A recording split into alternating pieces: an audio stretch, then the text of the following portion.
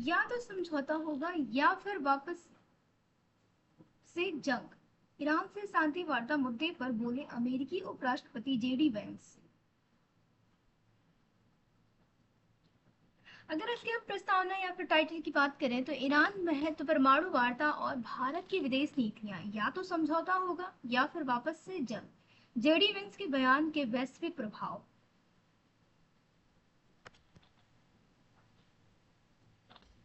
अगर एक तरह से हम देखें तो ये एक अंतर्राष्ट्रीय मुद्दा नहीं है।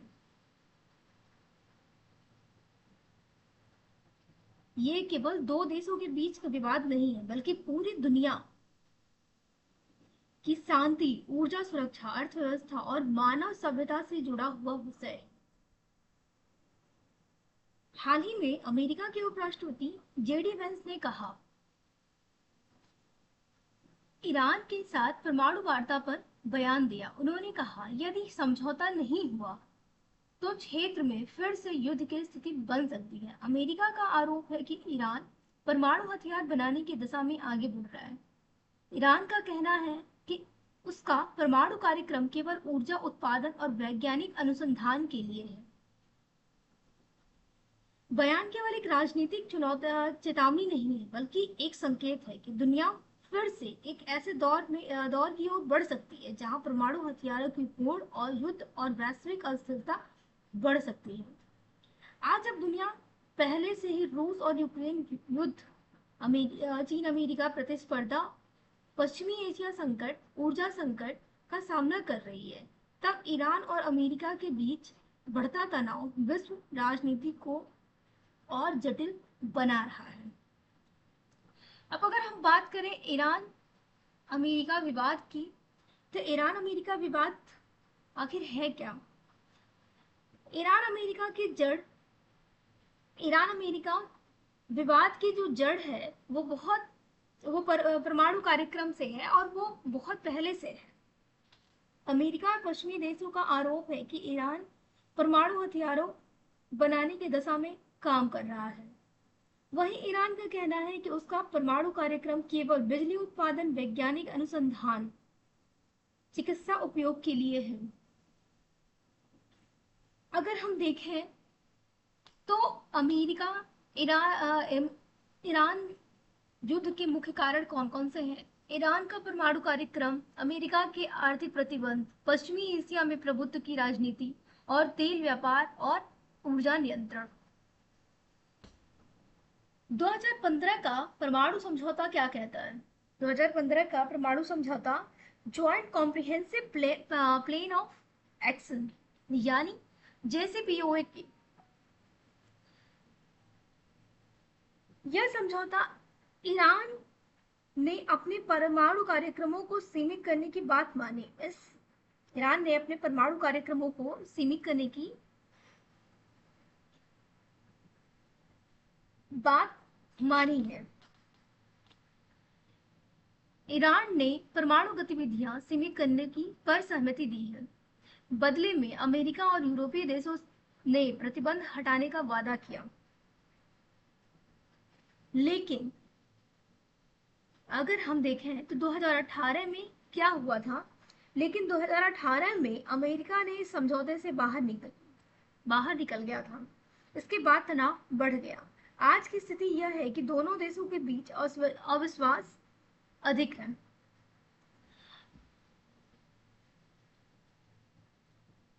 अब अगर हम बात करें जेडी वेंस के बयान की, तो वो इतना महत्वपूर्ण क्यों है? उस बयान का अर्थ है कि अमेरिका ईरान पर दबाव बनाना चाहता है। यदि वार्ता असफल हुई तो सैन्य कार्रवाई संभव हो सकती है। इससे वैश्विक तेल बाजार और सुरक्षा व्यवस्था प्रभावित होगी। अगर हम देखें तो वैश्विक चिंता क्या होगी? परमाणु हथियारों की दौड़ होगी, पश्चिमी एशिया में अस्थिरता होगा, तेल सप्लाई पर खतरा होगा। हम जिस परमाणु हथियार की बात कर रहे हैं, आखिर वो है क्या? परमाणु हथियार वे हथियार होते हैं जो परमाणु विखंडन या संलयन की प्रक्रिया से अत्यधिक ऊर्जा उत्पन्न करते हैं। इनकी विनाशकारी शक्ति इतनी अधिक होती है कि एक शहर पूरी तरीके से नष्ट हो सकता है, लाखों लोग मारे जा सकते हैं, पर्यावरण दशकों तक प्रभावित रह सकता है। जैसे कि अगर हम उदाहरण की बात करें तो 1945 में अमेरिका ने जापान के हिरोशिमा नागासाकी पर परमाणु बम गिराए थे। उसके प्रभाव आज भी मानव इतिहास के सबसे दर्दनाक अध्यायों में गिने जाते हैं। अगर हम इसमें परमाणु हथियारों की नीतियों की बात करें कि दुनिया में परमाणु हथियारों को लेकर के कौन कौन सी नीतियां हैं, तो अब हम देखेंगे उनमें से प्रमुख नीतियां और संधियों की चर्चा करते हैं। परमाणु हथियार को नियंत्रित करने के लिए जो परमाणु हथियारों को नियंत्रित करने के लिए बनाई गई थी, जैसे कि NPT, non nuclear nuclear non proliferation treaty,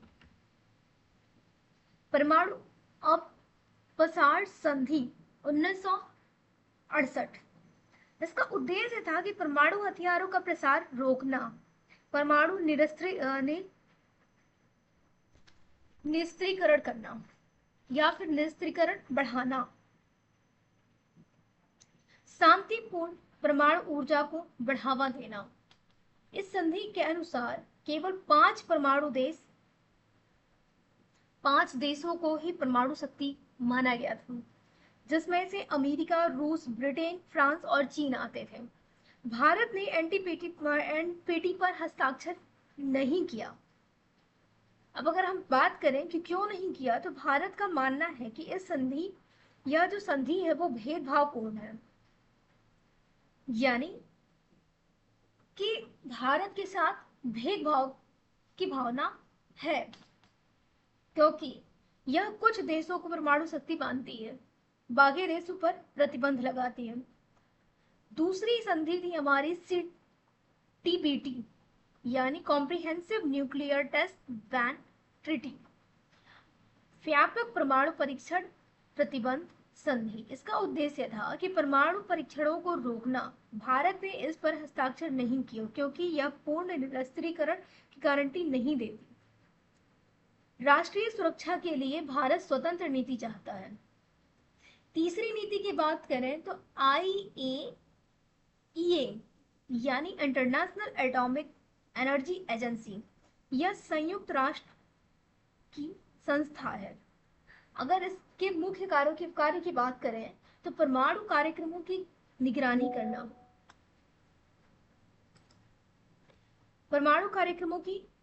करना, यह सुनिश्चित करना कि परमाणु तकनीकी का उपयोग शांति के लिए हो। ईरान के परमाणु कार्यक्रमों की निगरानी भी AIEA करती है। अगर हम चौथे संधि की बात करें तो न्यूक्लियर डिटरेंस पॉलिसी, यानी परमाणु प्रतिरोध नीति। इसका अर्थ है कि यदि एक देश के पास परमाणु हथियार हैं तो दूसरा देश उस पर हमला करने से डरता है। इसे बैलेंस ऑफ फेयर भी कहा जाता है। शीत युद्ध के समय अमेरिका और सोवियत संघ इसी नीति पर चलते थे।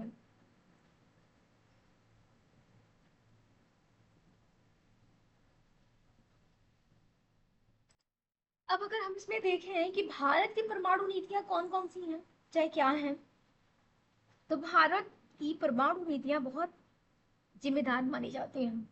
भारत के प्रमुख सिद्धांत हैं नो फर्स्ट यूज पॉलिसी, अर्थात भारत पहले परमाणु हमला नहीं करेगा। दूसरा सिद्धांत है क्रेडिबल मिनिमम डिटरेंस, यानी भारत केवल अपनी सुरक्षा के लिए न्यूनतम परमाणु शक्ति रखेगा। भारत परमाणु हथियारों को आक्रमण नहीं बल्कि सुरक्षा का माध्यम मानता है। अब अगर इसमें हम बात करें कि पश्चिमी एशिया का सामरिक महत्व की, तो यह क्षेत्र क्यों महत्वपूर्ण है? विश्व के बड़े तेल भंडार यही है। हॉर्मुज जलडमरू मध्य से विश्व का बड़ा तेल व्यापार गुजरता है। सऊदी अरब, ईरान, UAE, कतर जैसे देश ऊर्जा केंद्र हैं।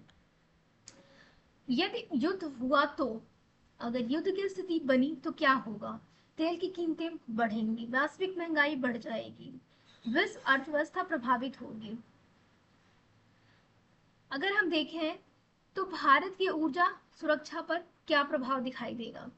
भारत क्यों चिंतित है? भारत अपनी जरूरत का लगभग 85% कच्चा तेल आयात करता है।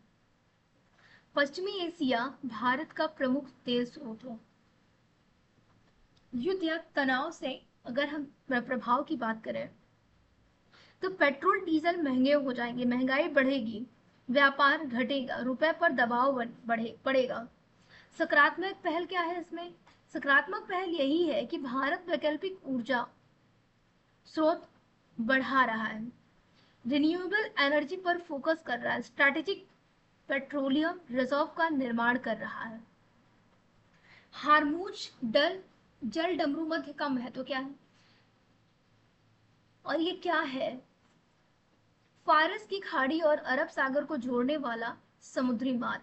इसका महत्व है विश्व का लगभग 20% तेल इसी रास्ते से गुजरता है। भारत के लिए, अगर भारत के लिए महत्व की बात करें तो भारत का तेल आयात इसी मार्ग से आता है। यदि यह बंद हुआ तो ऊर्जा संकट पैदा हो सकता है।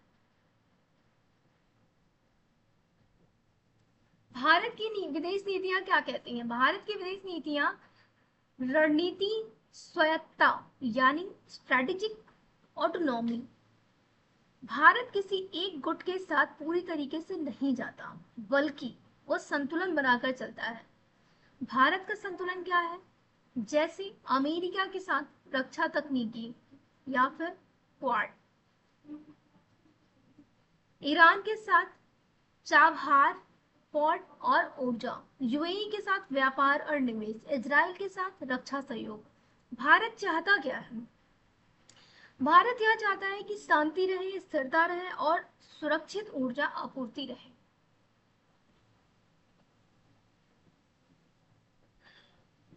अब अगर हम बात करें चारबाग पोर्ट और भारत की, तो चारबाग पोर्ट क्या है? ईरान में स्थित एक बंदरगाह है। भारत इसे विकसित कर रहा है। इसका महत्व क्या है? अफगानिस्तान और मध्य एशिया तक पहुंच, पाकिस्तान को बाईपास करने का मार्ग है ये। संकट का प्रभाव क्या दिखाई दे रहा है? तो संकट का प्रभाव इस पर यही दिखाई दे रहा है कि यदि तनाव बढ़ा तो परियोजनाएं प्रभावित होंगी, हो सकती हैं।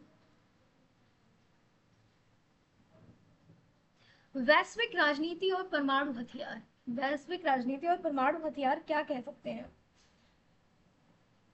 अमेरिका की चिंता यह है कि ईरान परमाणु हथियार बना सकता है। ईरान का जवाब है कि हमारा कार्यक्रम शांतिपूर्ण है, लेकिन संभावित खतरे को देखते हुए परमाणु हथियारों की दौड़ है। क्षेत्रीय युद्ध की संभावना है, आतंकवाद और अस्थिरता हो सकती है। अगर हम देखें ईरान और संकट और वैश्विक राजनीति की, तो यदि ईरान परमाणु हथियार बनाता है तो सऊदी अरब, तुर्की, इजराइल जैसे देश भी हथियारों की दौड़ में शामिल हो सकते हैं। इससे पश्चिमी एशिया अस्थिर हो सकता है। ऊर्जा सुरक्षा पर क्या प्रभाव पड़ेगा इसका? तो भारत अपनी जरूरतों का लगभग 85% तेल आयात करता है। पश्चिमी एशिया में युद्ध होने पर तेल महंगा हो जाएगा, पेट्रोल डीजल की कीमतें बढ़ जाएंगी, महंगाई बढ़ेगी, भारतीय अर्थव्यवस्था भी प्रभावित होगी।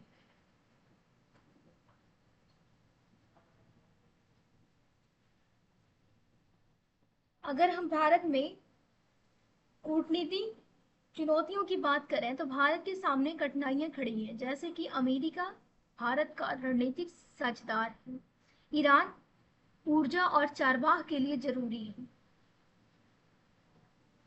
इस समय भारत क्या करेगा? भारत संतुलित विदेश नीति अपनाएगा, संवाद और कूटनीति का समर्थन करेगा, संयुक्त राष्ट्र के माध्यम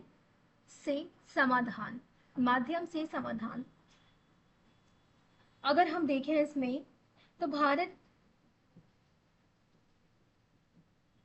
विदेश नीति संतुलन पर आधारित होती है। भारत अमेरिका से रक्षा सहयोग चाहता है, जबकि ईरान से ऊर्जा और चारबाग पोर्ट का सहयोग रखता है, इसराइल से तकनीकी संबंध रखता है। वहीं अरब देशों से व्यापारिक संबंध रखता है। यही भारत की स्ट्रेटेजिक ऑटोनॉमी है। पर्यावरण और वैश्विक अर्थव्यवस्था पर प्रभाव की बात करें तो युद्ध होने पर तेल जलने से कार्बन उत्सर्जन बढ़ेगा, समुद्री प्रदूषण बढ़ सकता है, वैश्विक सप्लाई चेन बाधित होगी। अर्थव्यवस्था क्या है? तो अर्थव्यवस्था पर क्या प्रभाव दिखाई देगा? महंगाई बढ़ेगी, बेरोजगारी होगा और निवेश में कमी होगी।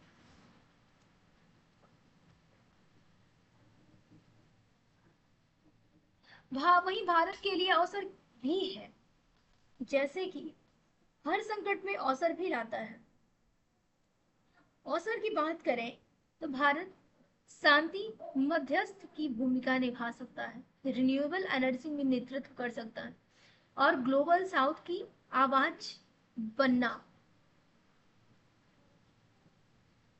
भारत की छवि क्या है? एक जिम्मेदार वैश्विक शक्ति की तरफ संतुलित कूटनीति वाला राष्ट्र है ये। हम बात करें मानवता के लिए सबसे बड़ा खतरा क्या है, तो परमाणु युद्ध केवल देशों को नहीं बल्कि मानव सभ्यता को भी समाप्त कर सकता है। आज दुनिया को हथियार की नहीं बल्कि संवाद, सहयोग, कूटनीति और शांति की आवश्यकता है।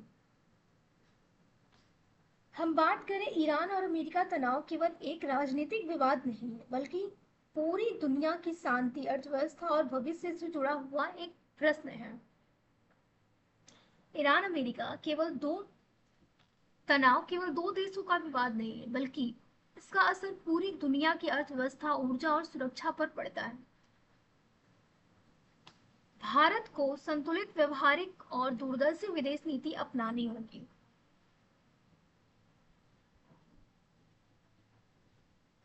युद्ध किसी समस्या का स्थायी समाधान नहीं है, जबकि संवाद, कूटनीति और सहयोग ही स्थायी शांति का मार्ग है।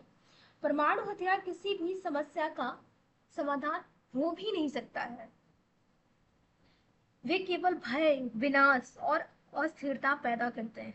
भारत जैसे देशों की जिम्मेदारी है कि वे दुनिया को युद्ध नहीं बल्कि शांति का मार्ग दिखाएं।